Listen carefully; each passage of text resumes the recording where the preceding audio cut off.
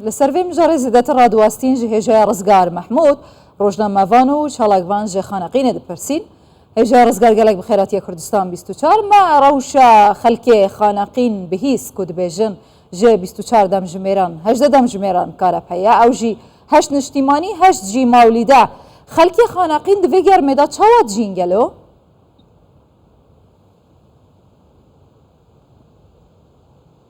گەلێک سپاس بۆ تۆ گەلێک سپاس بۆ بینێرە خۆشەویستەکانتان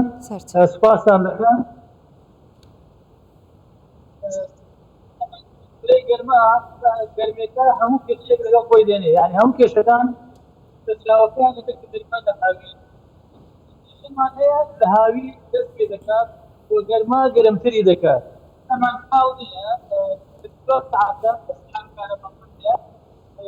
يعني جا هي حوالي ساعات يعني 6 ساعات بەڵام ساعتەکەش کاک ڕزگاردان گت باش نییە تخواگە بە ئەزیەت نەبێ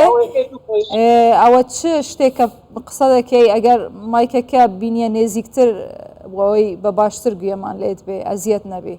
سپاس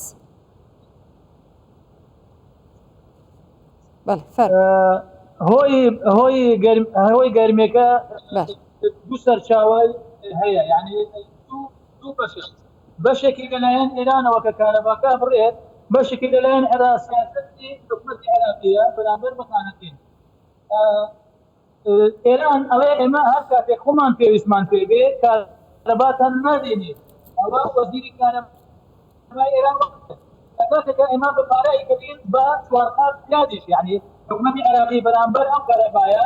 پارەی سوارقات زیادە دەدات بەندە لە وڵاتانی تر ئەو کارەبا بکرین بە ڕبەقیمەت بکرین یعنی سعودیە بە 9 زەماندار بە 2 زەماندار ئێران بە 9 بەڵام لە کاتی گەرما خاصەتە لەو 2 مانگە ئەمە ئێرانە بەرامبەر ئێمە هەروە گاز ناچارن کارەباکە بکڕن. باشە بەڕێز ڕزگار جگە لە بەرزبوونەوەی پلەکانی گەرما کە ئێستای تر وای کردووە شارێکی زیاتر لە مۆرزەدا بۆ هاوڵاتیان بێت و نەبوونی کارەبا نەبوونی کۆمەڵێک خزمەتگوزاری دیکە لە خانقین ئەمە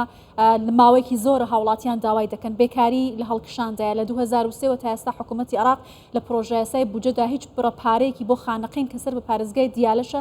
تەرخان نەکردووە ئێوە ئەم داواکاریانە دەگەین نەکوێ چالاکوانان هەوڵەدەن لەکوێ داوایم خزمەتگوزاریانە بکەن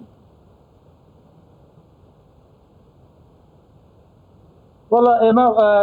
ئێمە لەو ڕۆژەوە حکوومەتی کوردی لە خانەقینەوە سەر بە عێراق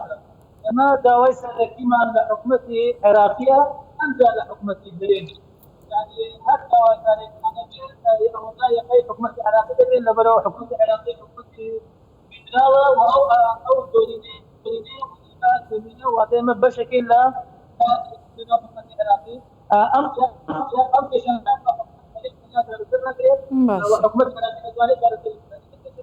نییە ڕۆژی کردەوە بێکارە ئێمە زۆر شتوانەیە مەسەڵەن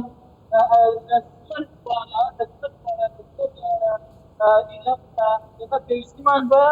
چاکردنەوەی شتەکانە مەسەڵەن مستەفانەقین کاک ڕزگار بە داوای لێبوردنەوە بەڕاستی دەنگی بەڕێستان زۆر خراپە زۆر پێمان خۆش بوو گلەیەکانتان لە ڕێی کوردستان 24ەوە بگەینین بەڵام لەبەر خراپی دەنگتان ناتوانین زیاتر پرسیارتان لە جەنابتان بکەین داوای لێبوردن دەکەین ئەم کاتتان باش سپاس بەڕێز ڕزگار محمود ڕۆژنامەنووس و چالاکوان لە خانەقینەوە لەگەڵمان بووین